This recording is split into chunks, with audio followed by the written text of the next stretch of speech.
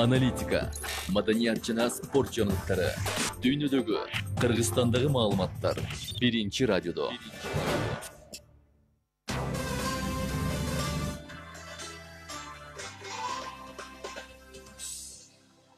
Биринчи радио түз эфирде уктурууларын улантат. Актуалдуу маектен баштайбыз. Студияда Таалайгүл Сыдыкбекова, Кутман, күнүңүздөр менен. Урматтуу радио угуучулар, өзүңүздөр билгендей, санарип саясатына ылайык мамлекеттик органдар санариптешүү пландарын ишке ашырып келет. Буга чейинки уктурууларыбызда 9 айдын жыйынтыгы менен жасалган иштер боюнча башка мамлекеттик органдардын иштеринен мына ушул санариптештирүү жаатындагы иш пландары менен бөлүшкөн элек. Бүгүн актуалдуу маекте Кыргыз Республикасынын Юстиция министрлигинин санариптештирүү иш-чаралары боюнча маалыматтар менен бөлүшөбүз. Биздин бул багытта суроолорубузга жооп берүү үчүн аталган мекеменин статус катчысы Календеров Улукбек Ибраимович келген. Саламатсызбы? Студиябызга кош келипсиз. Урматтуу радио угуучулар, сиздер бизди түз көрөсүздөр. Фейсбуктагы биринчи радионун баракчасына кирип комментарий жазсаңыздар болот. Ошондой эле 39-21-90, 39-19-33 телефондору аркылуу да байланышка чыгыңыздар. Биздин режиссердук пультта Айда Исмаилова башкарып жатат. Андыктан сурооңуздар болсо катышууга чакырамын. Улукбек Ибраимович, мына пандемия шарты мына январь айынан бери, ушул жыл жаңыргандан бери, 2020 жылдан бери ушул пандемияда шартында жашап жатабыз. Бул эми санариптик баягы ыкмада иш алып барууга мына ушул пандемия шарты дагы мындай түрттү окшойт да. Бир жагынан бул ыкмада ишти алып кетүүгө мындай бир ошол эле башка тармактарды дагы үйрөткөнгө, тажрыйба топтогонго мүмкүндүк берди. Албетте кыйынчылык учурлар болду. Ал эми башка мекемелер сыяктуу эле сиздерде дагы ушул санарип саясатына ылайык ишти алып кетүү дагы тапшырмасы берилген. Анан түндүк платформада мындайча айтканда ошол түндүк электрондук баягы ведомстволор аралык өз ара аракеттенүү тутум аркылуу да иштерди жүргүзүп жатсаңыздар керек.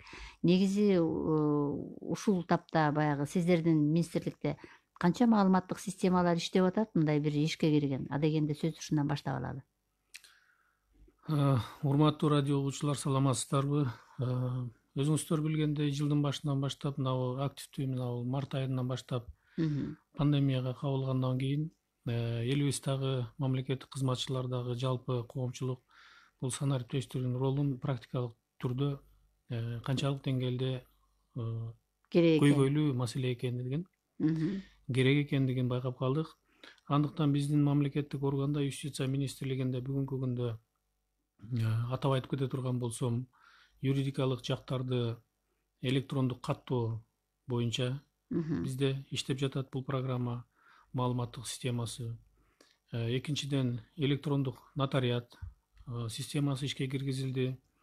Ошол эле учурда буга чейин да иштеп келген биздеги электрондук системалар бар. Өзүңүздөр билгендей, бул укуктук маалыматтардын тутуму, база данных правовых информаций деп айтып коебуз, орусча айтканда. Экинчиден, дагы буга чейин маалыматтык системаларды эми ар бир эле мамлекеттик органда өзүнүн маалыматтык сайттары иштеп келген. Бүгүнкү күндө ошонун башында болуп турган бизде ушул маалыматтык система, бул укуктук базаларды элге кеңири жайылтууга, аны акысыз жайылтууга жанагы конституциялык нормабыз бар. Өзүбүздүн укуктук кабыл алынган маалыматтарды, актыларды калкка кеңири акысыз жайылтуу системасы дагы ошол жолго коюлган. Бүгүнкү күндө Юстиция министрлиги ошол ишти ушул система аркылуу жүргүзүп келген.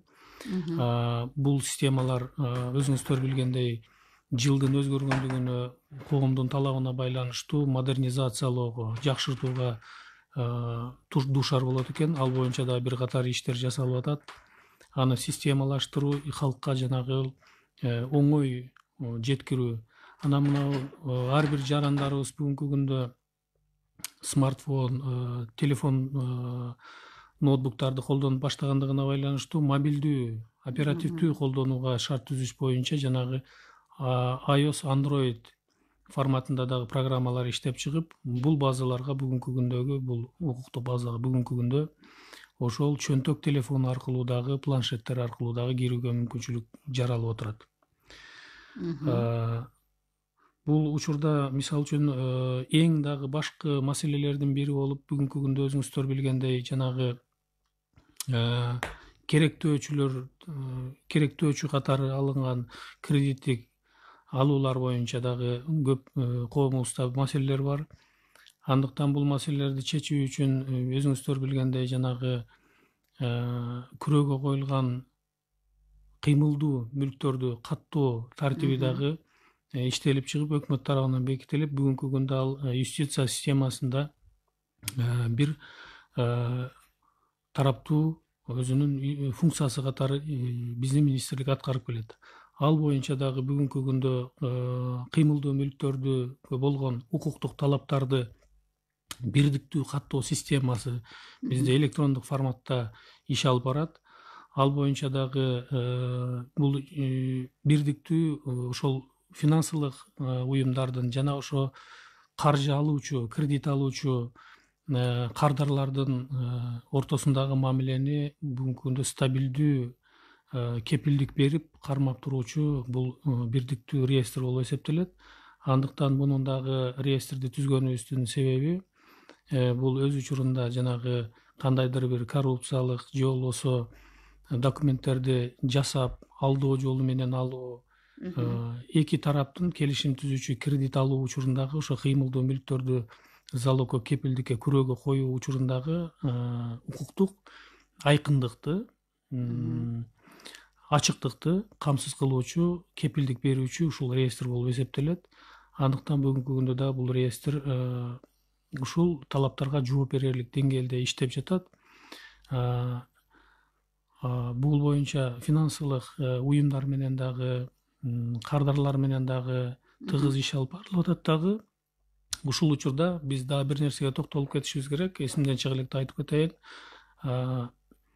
Эл аралык донорлор менен бир гана бюджеттин акчасын карап отурбастан биз ушу эл аралык донорлор менен дагы дүйнөлүк банк менен, Европалык өнүктүрүү жана реконструкциялоо банктары менен ушулар менен сүйлөшүүлөрдү жүргүзүп, ар кандай проекттер менен иш алып барып, каржы маселесин дагы ушул тараптан да чечип, материалдык техникалык базаны чыңдоого дагы бир катар иштерди, албырлыктуу иштерди жасадык деп айтсам жаңылышпайм. Эми мына ушул жанагы кандай маалыматтык системалар бар деп ушуларды айтып атпайбызбы? Маалыматтык системаларды киргизүү санариптешүүгө ылайык.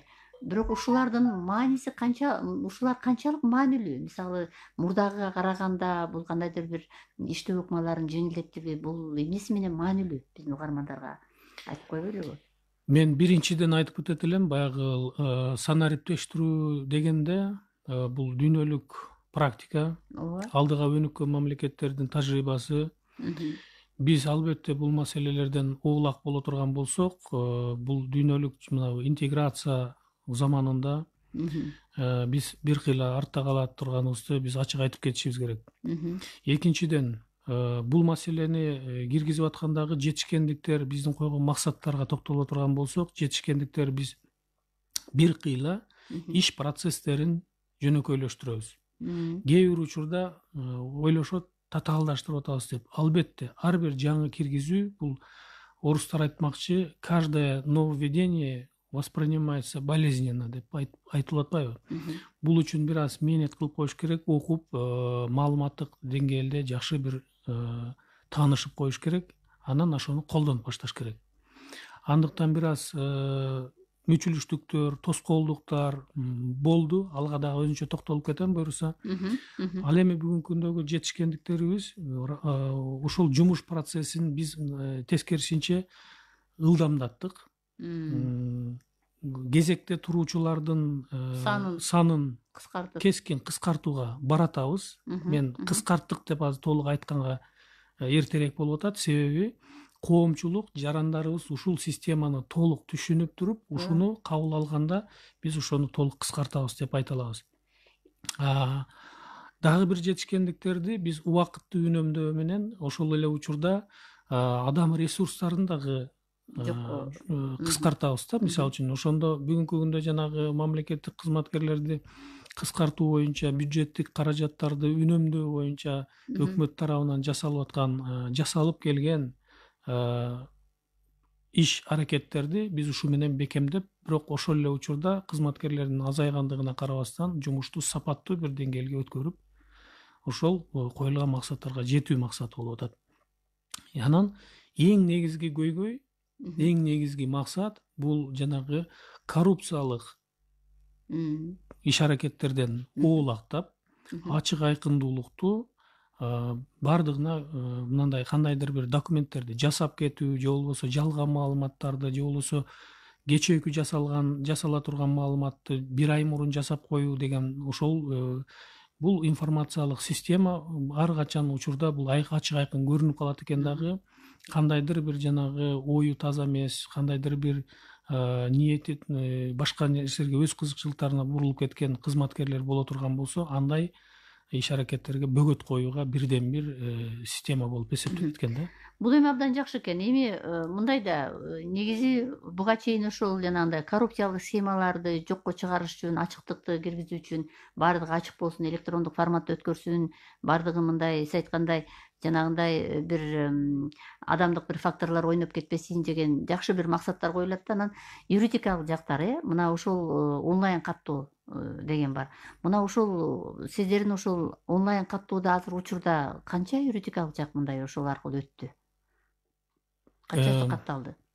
Тилекке каршы бүгүнкү күндө бизде 29 гана юридикалык жак катталып отурат. Бул аз, Бул абдан аз, бул кескин түрдө аз. Себеби сиз туура белгилеп кеттиңиз. Укуктук тараптарын биз так даана жазып кетишибиз керек. Бул башкы процесс. Юридикалык жактарды каттоо бул башкы процесс. Себеби ал юридикалык каттоо болгондон кийин, ал юридикалык коммерциялык жак боло турган болсо, ал эртеңки күнү соода сатык же болбосо жана башка пайда табуу иштери менен алектене турган бул юридикалык жак болуп эсептелет. Юридик субъект. Ошондуктан бул эртеңки күнү эмне үчүн буга азыраак келип атышат? Биз бүгүнкү күндөгү процедуралардын техникалык жанагы жактарын каттоо тартибиндеги мүчүлүштүктөр болду. Ал мүчүлүштүктөр жанагы картаны биздин азыр 2017 жылдагы паспорттун негизинде окуп, ошол менен регистрация кыла турган бир мүчүлүштүктөр, кандайдыр бир техникалык, программалык жактан жетишпестиктерди бүгүнкү күндө жок кылууга аракетибизди жакшы жасадык.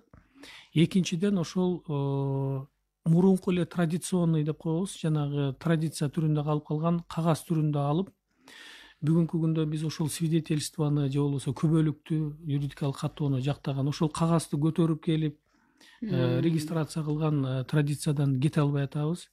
Бирок маалыматтык жана укуктук маалыматтык биз иш-чараларды ушинтип сиздердин жардамыңыздар менен, коомчулуктун башка дагы бир кызыктар тараптардын жардамы менен, өзүбүздүн кызматкерлердин семинарларды өткөрүү менен жайылтып аракет кылып атабыз. Себеби бүгүнкү күндө ошол 29 иш аракет жасалса, анын бир 85% Чүй жана Бишкек аймагында жасалган. Бул борбордо бир аз ийгиликтүү иш жүрүп атат дагы, чет жактарда бул боюнча аймактарда жакшы жеткирилбегендиги, жакшы ишке ашпай аткандыгы.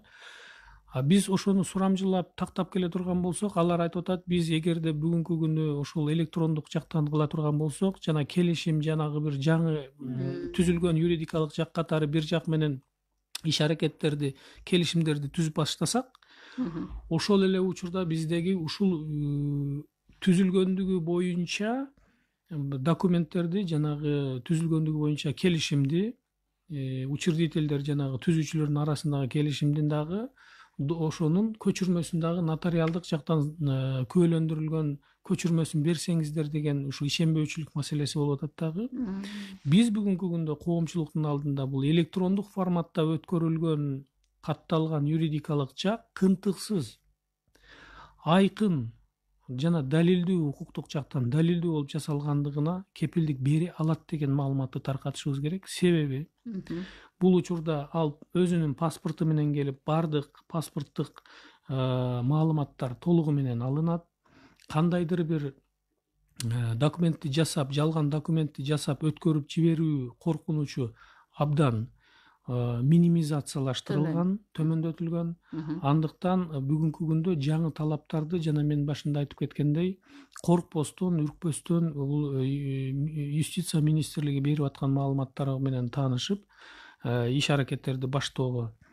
Анан мындан ары дагы жанагы ошол келечектеги биздин ишкер чөйрөлөр, коомчулугубуз ушул маалыматтар менен толук таанышып ала турган болсо, аларга жеңил болмок. эгерде электрондук регистрация болгон, каттоодон өткөн юридикалык жактарга бул ишеним артуу маселеси жогору болуп калат эле дагы, жанагындай келишим түзүү учурларында алар түзүү боюнча келишимдерди, протоколдордун көчүрмөсүн, нотариалдык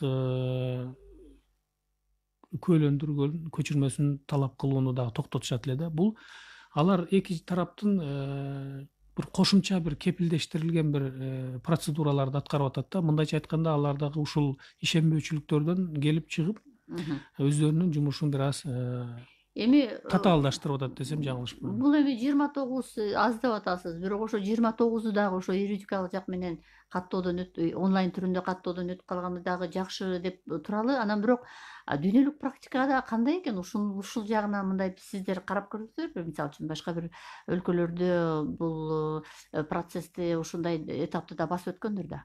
Ишенбөөчүлүк менен мисалы үчүн. Эми дүйнөлүк практикада мисалы үчүн мен биздин коомчулукка түшүнүктүү болуш үчүн мен бир эле нерсеге токтолуп кетейин. Жанагы электрондук цифра санариптик кол коюу маселесине токтолушум керек да.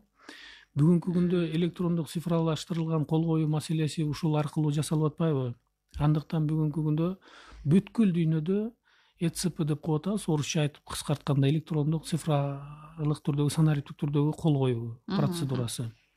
Эми сиз ал учурда сиз ошону белгилүү бир тартипте процедура менен алгандан кийин, өзүңүздүн колуңуз коюлган учурдан кийин бул жерде эч кандай күнөө санай турган нерсе калбайт да. Ал эми дүйнөлүк коомчулук мунун баардыгын ушул тартипте жасап атат. Бул бир катар биз бүгүнкү күндө бул юридикалык жактарды каттоодогу эң биринчи мамлекеттербиз деп айта албайбыз. Биз башка мамлекеттердин да тажрыйбаларын изучать этип келип туруп анан жасалып атат. Андыктан бүгүнкү күндө бул электрондук цифра кол коюу маселеси бул дагы бир көйгөй болуп келген да. Буга чейин юридикалык жактарды каттоодо жанагы считыватель деп атабыз, жанагы биздин паспорт 2017-жылгы үлгүдөгү паспортубузду окуй турган аппарат менен жасап. Бүгүнкү күндө буюрса дагы бир жаңылык болуп атат. Жанагы электрондук кол коюу тартибин биз жанагы булутча түрүндө сөзсүз жанагы флешкага алып, ошону үйдө отуруп эле интернетке кирип, өзүңүздүн паролуңуз менен, өзүңүздүн логиниңиз менен кирип эле кол кое турган процедура болуп атат. Бүгүнкү күндө жанагы считыватель жок эле. Жанагы паспортты окуй турган же болбосо биздин электрондук подписти кабыл ала турган жанагы атайын флешканы коюп отурбай эле, сиз өзүңүздүн жанагы образына айтканда, мындай салыштырмалуу түрдө айтканда, Facebookка жана электрондук почтаңызга кирген сыяктуу эле логин паролуңуз менен кирип, өзүңүздүн колуңузду коюп, документти ошол белгиленген формадагы арыздын копияларын, арыздын формаларын электрондук форматта толтуруп эле үйдө ошол менен эч кандай бир юридикалык юстиция органдарына келип очередке турбастан, жолдогу мынабу тыгындарга кабылбастан эле ушул ишти жасаганга мүмкүнчүлүк болот. Жана сиз сөзүңүздө баштап кеттиңиз электрондук нотариат депчи. Бул азыр ушул сөз дагы абдан мындай бир популярдуу болуп атат, электрондук нотариат деп. Бирок бул менин түшүнүгүмдө демек электрондук форматта нотариалдык иштерди жүргүздү. Ушундайбы? Мисалы үчүн маалыматтык тутум, электрондук нотариат деген бул кимге керек? Бул кандай мааниси бар анын? Электрондук нотариат деген бүгүнкү күндө мамлекет дегенден кийин мамлекет коомубуздагы укуктук мамилегелерди жөнгө салып, алардын иштиктүү аткарылышын көзөмөлдөп, жарандарга жакшы бир шарттарды түзүп берип, экономикабызга деги эле бир адам укугун коргой турган, аларды бир коопсуздук маселесин жеткиликтүү иш жүзүнө ашыра турган функцияларды аткаргандыгына байланыштуу бул жерде укуктук мамилелер жанагы наследство деп коебуз жанагы. Мисалы, Анан жанагы укуктук мамилелер, мүлккө байланыштуу укуктук мамилелер жана башка укуктарды күбөлөндүрүп башка бирөөгө берүү маселелери болуп атат. Андыктан бул жерде буга чейин кандай баардыгы кагаз түрүндө жасалып келди, анын копиясын алып келет, ошонун түп нускасына салыштырып аны күбөлөндүрүп, андан кийин иш аракеттер жасалып, ал өзүнүн процедурасын бүтүрөт. Бүгүнкү күндө бул кандай болуп атат? Ошол эле учурда өзүңүздөр билгендей, биз ачык эле айтышыбыз керек. Кээ бир дейбизби, же көпчүлүк учурда болуп калды дейбизби, мына бул практиканы карап көрө турган болсок, жасалма иш кагаздары болуп калган учурда, күбөлөндүрүп койгон учурда, же болбосо бир гана ошол паспорт, жасалма паспорт менен келсе, ошол учурда бүгүнкү күнгө чейин санариптик технология жетишпей турган маалда келген жасалма паспорт менен бир кандайдыр бир иш аракетти жасап, бир мүлк укугунан бирөөнү ажыратып, же болбосо аны жалган жол менен алып кете турган маселелер болуп, соттук иш чаралар, кылмыш жаза иштери козголуп келсе, бүгүнкү күндө бул иш чара, мындай убаракерчиликтер, кылмыштар дагы токтойт, төмөндөтүлөт. Жок эсе болот десек дагы жаңылышпайбыз да. Эгерде ушул электрондук процедураны бузбай иш аракеттерди жасай турган болсок. Бүгүнкү күндө бул эмнеге алып келет? Бул дагы ачык айкындыкка, коррупциялык жолдордон арылтууга алып келет. Себеби бүгүнкү күндө мен дагы бир мисалды айтып кете турган болсом, бүгүн бир кандайдыр бир нотариалдык иш аракетти жасап туруп, аны кечээкү же мурдагы күnkү дата менен каттап коюуга таптакыр мүмкүнчүлүк болбойт.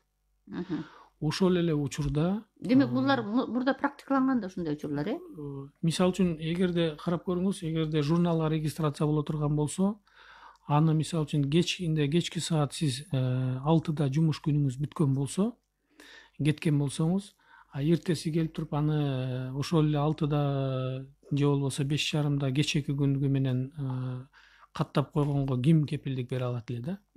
Ошондуктан бүгүнкү күндө бул автоматташтырылган система, бүгүнкү күндө ошол бирден бир мисал катары айтып кете турган жери ушул. Бүгүн саат 9-да киргизе турган болсоңуз, бүгүн саат 9 боюнча катталат. Кечээкү күн менен кирген болсо, кечээкү күн менен. Ошондуктан мөөнөтү боюнча дагы жылдырып коюулар болбойт. Анан ар бир учурда бул электрондук каттоодо өзүңүздөр көргөндөй кандайдыр бир өзгөртүүгө же болбосо андан кийин бир кандайдыр бир алмаштырып коюуга мүмкүнчүлүк берилбей калып атат да. Ошондуктан бүгүнкү күндөгү алып келген нотариустун алдына алып келген документтер ошол дата менен, ошол очур менен, ошол мезгил менен секундасына чейин көрсөтүлүп туруп, ошол боюнча кийин кандайдыр бир өзгөрүүлөр болсо, ал программа көрсөтүп коет. Эмне максат менен өзгөртүлгөн, анын баардыгы чыгып калат. Андыктан ошондуктан бул дагы коррупциялык жолдон арылтууга, жана кардарлардын мисалы үчүн сатып алуу маселеси болсо, кардарлардын же болбосо сатуучунун же сатып алуучунун ушул нотариалдык процедураларга келген тараптардын укуктарын коргоого. Жана мен сөз башында айттым да, эфирди ачып атып, ушу түндүк системасы боюнча. Сиздерде кайсы маалыматтык системалар ушу түндүк системасына туташтырылган? Анан дагы бир маселе. Мисалы үчүн сиздерде ушу аймактарда иштегенде силердин бөлүмдөрүңөр бар да. Ошолор мисалы үчүн борборго кошулганбы? Алар менен иш кандай жүрөт? Биздин бүгүнкү күндө 20 мамлекеттик орган менен ушул түндүк системасы менен, мамлекеттер аралык түндүк системасы менен, өз ара аракеттешүү системасы менен болгон келишимдер түзүлгөн. Анын ичинде мен азыр айтып кеткен жанагы юридикалык жактардын филиалдарын жана өкүлчүлүктөрүн каттоо боюнча системабыз байланышкан. Бул юридикалык жактарды онлайн түрүндө каттоо базасы, электрондук нотариат, кыймылдуу мүлккө талап укуктарын бирдиктүү мамлекеттик реестрин жүргүзүү бириктирилген. Бүгүнкү күндө ушул маселелер боюнча иш жүргүзүп атат. биздин 3 башкармалык ушул боюнча 3 бөлүмүбүз иш алып барат. 20 мамлекеттик орган менен келишимдер түзүп, анын маалыматтарды алмашуу тартиптери жөнгө салган келишимдер түзүлгөн. Ушундай. Эми бизге байланышка кайра чыкканга аракет кылыңыз. 39-21-90 39-19-3. Улукбек Ибраимович, мына жакшы нерселерди айтып берип атасыңар, бирок ушул иштерди ишке ашырууга Юстиция министрлигинде адистер жетиштүүбү? Мисалы үчүн бул мындайча айтканда юристтердин электрондук форматта иш алып баруусу, аларда бир өзгөчө мындай бир юридикалык документтердин баарында тактык керек. Ал жерде мындай жаңылып калууга болбойт, эгерде ал ошондой бир электрондук базага киргизе турган документтер болсо. Негизи эле бул жагдайда кыйынчылыктар болдубу, мисалы адистер менен иш алып барууда? Мен адистерге токтолоордун алдында жанагы бир сурооңузду аймактык органдар менен болгон байланышка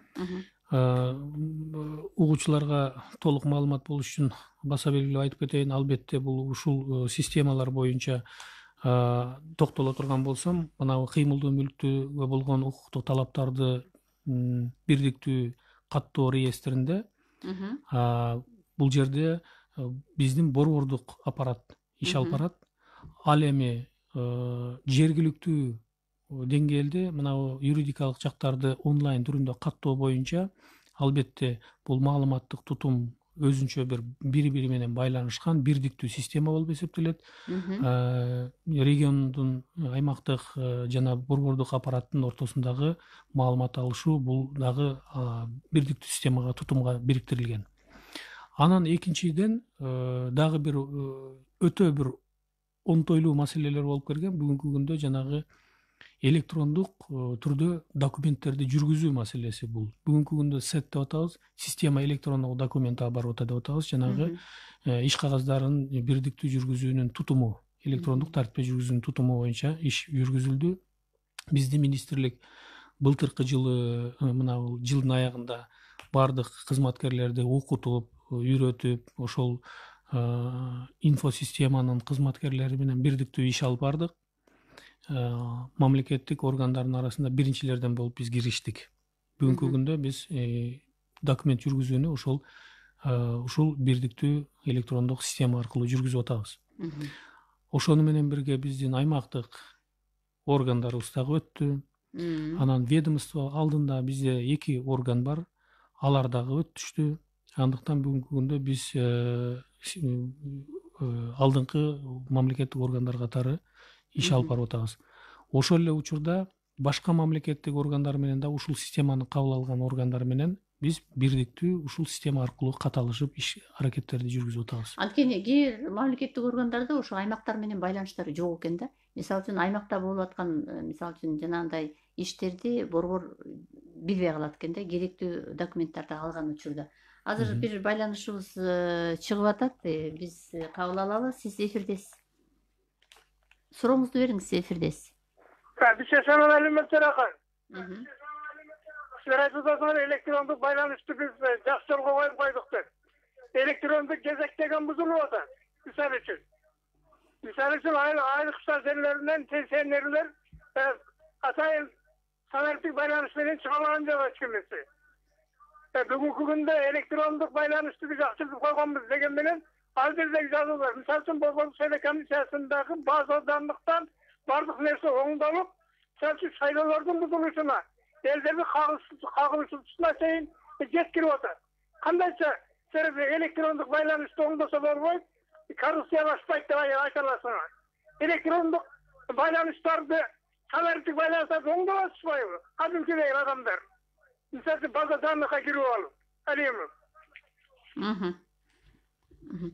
Эми электрондук байланыштар боюнча биздин ошол мисалы үчүн маалыматтагы эме кетип атат. Кандай жооп бересиз негизи? Электрондук байланыш боюнча биз өзүбүздүн функциябыз боюнча айта турган болсок, мисалы үчүн электрондук байланышта албетте бул өнүктүрүүгө дагы шарттар бар, муктаждыктар бар. Бирок бүгүнкү күндө биз электрондук биздин өзүбүздүн функцияны аткаруудагы байланышууда биз эмнелерди жасап атабыз?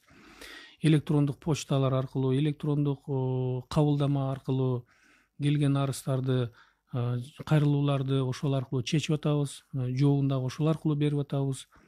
Ал эми жанагы борбордук шайлоо комиссиясы боюнча мен ал жактарга жооп берүүгө мен бир мындай компетенцияма кирбегендигине байланыштуу мен бул суроону жоопсуз эле калтырам ал тарабын. Ал эми бүгүнкү күндө биз кандайдыр бир электрондук түрдө, мисалы үчүн телефон аркылуу, электрондук почта аркылуу кабылдамабыз бар. Жарандардын арыз муңдарын биз телефон аркылуу дагы жазып алып, аны дагы эффективдүү ошол 3 күндүк мөөнөттө карап берүү системасын киргизип контролдоп ишке ашырып атабыз. Эми угарманыма чейин жана суроо бердим эле, негизи адам ресурсу да керек да.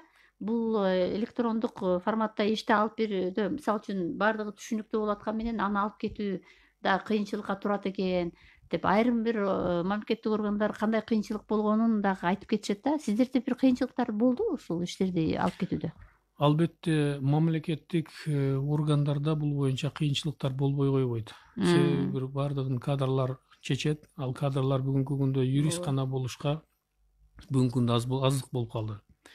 Ошол эле юрист мен бүгүнкү күндө бул системаны түшүнбөйм, мага айтышны керек, же болбосо компьютердик билими бар адам керек дегенде болбойт.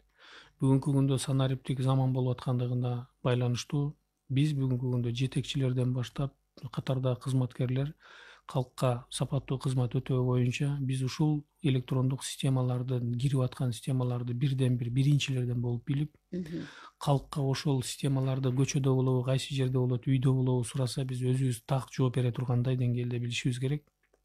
Андыктан мен айтып кетет элем, биз дасыккан информациялык технологиялар боюнча адис болбосок дагы өзүбүздүн чөйрөбүздөгү укуктук базалар боюнча ушул кызматтарды көрсөтүү боюнча биз ошол маалыматтык технологиялар кызматкерлеринин ошол деңгээлиндеги билимибиз болуш керек, тажрыйбабыз да болуш керек. Андыктан биз бүгүнкү күндө бир катар семинарларды, тегерек столдорду, мына бул пандемияга байланыштуу биз семинар деп коет элек, вебинарларды өткөрдүк. Ушундай онлайн режиминде өткөрүп атабыз. Буга чейин дагы мүмкүнчүлүк болгондо бир катар аймактарга чыгып, жанагы пандемия башталганга чейин былтыркы жылдары дагы активдүү өткөргөнбүз. Региондорубуздун баардыгын ар бир аймактык башкармалыгыбызда ушундай семинарларды өткөрүп келгенбиз. Бирок бүгүнкү күндө биз эмнени байкап атабыз? Ошол өзүбүздүн кызматкерлерди окутуу бир жөндө, экинчиден калктын калың катмарына ушул ар бир мамлекеттик орган кайсы функцияны аткарат. Азыркы аксакалыбыз бирок коомубуздагы бир жүйөлүү суроону берип атат. Бирок кайсы мамлекеттик орган кайсы кызматты аткарат, кимге кандай суроо бериш керек, кимге кандай талап менен барышыбыз керек, ким эмнени аткарыш керек, бул калкка биз ушул жагынан жакшы маалыматты беришибиз керек экен деп ойлоп калдым. Кээ бир учурларда мен бир тарабын эле айтып кете турган болсом, бул укуктук маалымат алкагында айтып кете турган болсом, бул социалдык коргоо тарабынан болгон мамлекеттин кепилденген социалдык коргоо укуктары боюнча кээ бир учурларда айылдарда болобузбу, кээ бир учурларда шаарда эле, мына жаңы конуштарда эле ушу маалымат жетпегендигине байланыштуу бул пенсия пособие маселелери боюнча бир кандайдыр бир түшүнбөстүк маселелер, суроолор берилип жаткандыгына да күбө болуп атабыз да, мына бул соц сеттерге кире турган болсок. Андыктан бүгүнкү күндө биз маалыматтык, мына бүгүнкү күндө ушул жерде токтоло турган болсом, кайсы мамлекеттик орган кандай мамлекеттик услуга деп атабыз, кызматтарды көрсөтөт, ал боюнча дагы бирдиктүү реестр система тутуму, то есть ачылып атат. Ал жакта дагы кеңири калктын кеңири катмарына мындай маалыматтык иретинде алар мындай оңой түшүнө турган деңгээлде жөнөкөйлөштүрүп дагы анан профессионалдуулук деңгээлде дагы жеткирүүнү колго алыш керек деп эсептейм.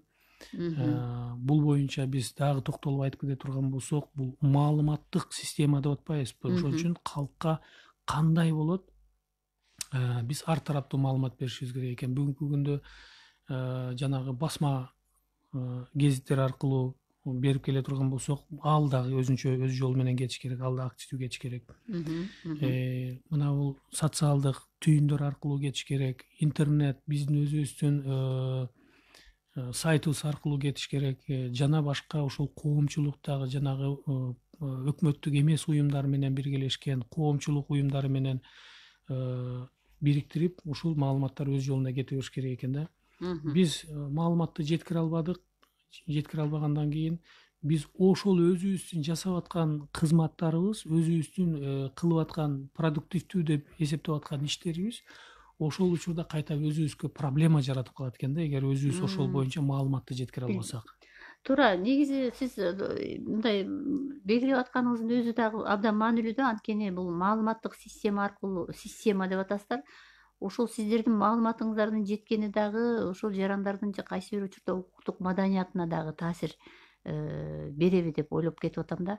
Эл ушул санарип менен дагы өзүнүн баягы бир укуктук бир билимдерин арттырып алат беле деген бир ойдо кетип атам.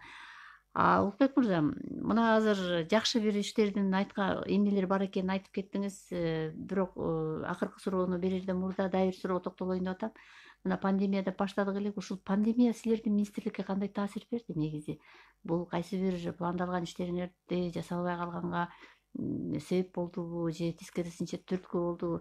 Пандемияны кандай тарттыңыздар сиздер? Мен ушул учурда бир калкыбызга бир кеңири өзүмдүн дагы бир мындай анализ кылган оюмду бир айтат элем да. Жакшы болот. Экономика менен биз мамлекетте юристтербиз коомдун жашоосундагы пластты экиге бөлөбүз да. Бул базис, анан надстройка депчи. Ооба. Бул базис болуп биздин ушул жалпы реалдуу сектордогу экономикага шарт түзүүчү мына бул биздин болгон байлыктарыбыз эсептелип атат да. Ал эми надстройка дегенибиз анын үстүндөгү түзүлүш болуп, бул ошолорду укуктук жөнгө салуу иштери болуп атат.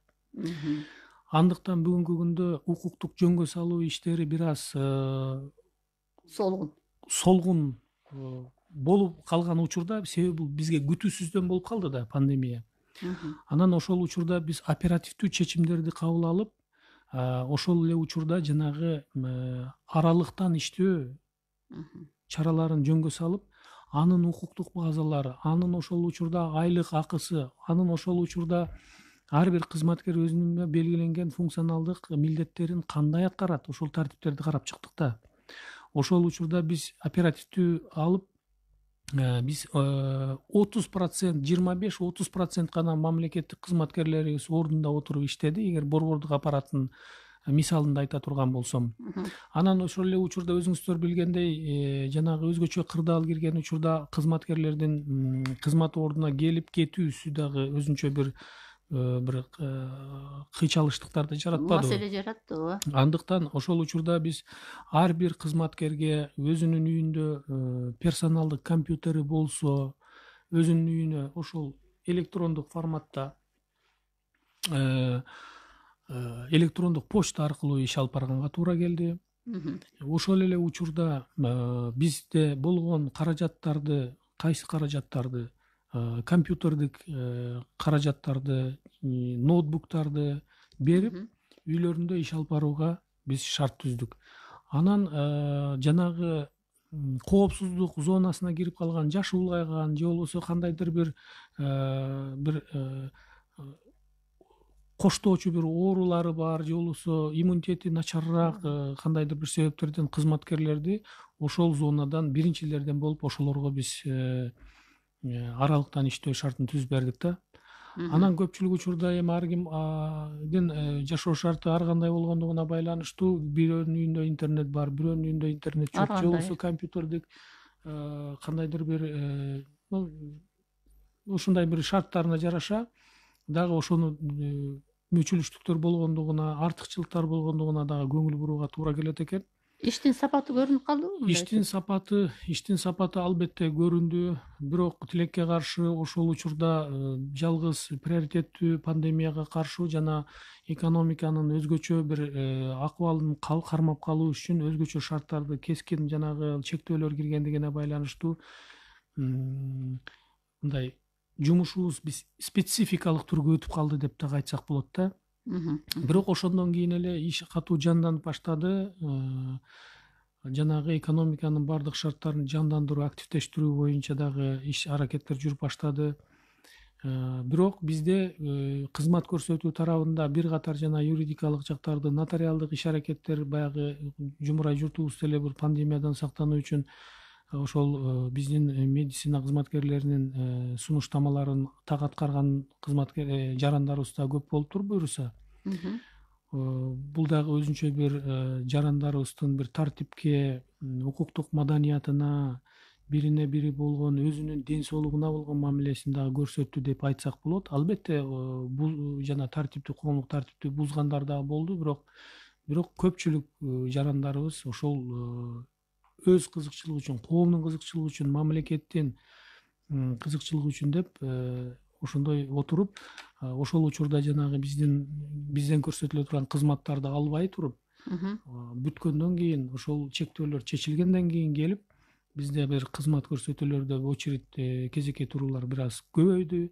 Аларды активдүү бир кандайдыр бир мүчүлүштүктөрү жок, активдүү иш алып барганга аракет кылып биз аны жасап алдык да. Ушул өзгөчөлүктөр болду. Анан баса белгилеп айта турган нерсе, жарандарыбыздын менен биздин кызматкерлердин ортосундагы бир чоң санариптештирүү, бул жөндөн жөн гана лозунг эмес, буну ишке ашыруу маселеси экени көрүнүп калды да. Анан ошол эле учурда санариптештирүүнү бир кандайдыр бир мындай ишенбөөчүлүктөй, бир мындай фантастика сыяктуу көргөн дагы жарандарыбыз дагы болуп калышы мүмкүн. Андайлар менен дагы кезектештик. Эмне үчүн бир кагаз бериш керек, бул кандай, анан бул жактан наоборот алдап кетет дегендей түшүнүктөр болуп атат. Бирок алдай жарандар менен дагы түшүндүрүү иштери, бир мындай персоналдык түрдө бир кайрылуулары болуп калат, аларга жооп берип, жана мыйзам чегинде өз убагында сапаттуу, түшүнүктүү кылып жетекчиликтин дагы биздин дагы жанагы жарандарды кабыл алуу графигибиз бар. Ал боюнча дагы көпчүлүк учурда аймактардан келип калган бир кандай бир кайрылуулар болсо, ошол мына пандемия маалына дейбизби, өзгөчө кырдаалга дейбизби байланыштуу ошол графиктен дагы чыгып, убакыт таап, өз учурунда чечкенге аракеттер болуп атат да. Бизде эми убакыт аягына чыгып баратат. Улукбек мырза, мына дагы бир суроону анда айтсаңыз, ушул кайсы нерселерди азыр сиздер мындай бир пландап жатасыздар? Мисалы үчүн дагы эле бар да, ошол дагы бир маалыматтык системалар иштелип чыгыш керек. Ошолор кандай бир башталып калгандар барбы? Бүтүрүп аткандар барбы? Биз бүгүнкү күндө ошону менен бирге мына бул эң бир орчундуу маселелердин бири коомубуздагы жанагы шарттуу түрдө жана жоопко тартылган жана пробация кызматынын кардарлары боюнча дагы иш алып барат эмеспизби? Ал боюнча дагы бүгүнкү күндө бизде бир катар жарандарыбыз пробация кызматынын кардарлары, анын алдында көзөмөлдөгө алынган жарандарыбыз бар. Алар боюнча бүгүнкү күндө кандай иш чаралар алып барылып атат, белгилүү бир деңгээлде, укуктук деңгээлдеги көрсөтүлгөн тартипти алып баруу болуп атат.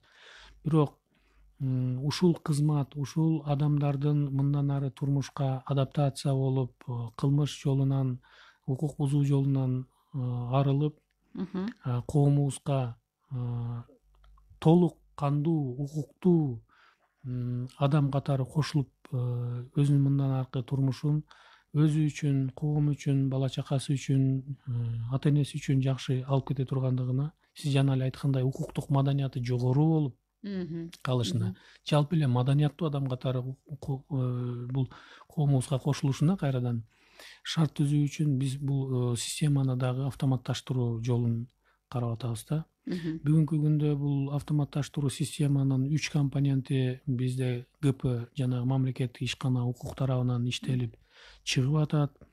Андан кийин дагы бир 3-4 компоненттери алдыга план катары коюп атабыз.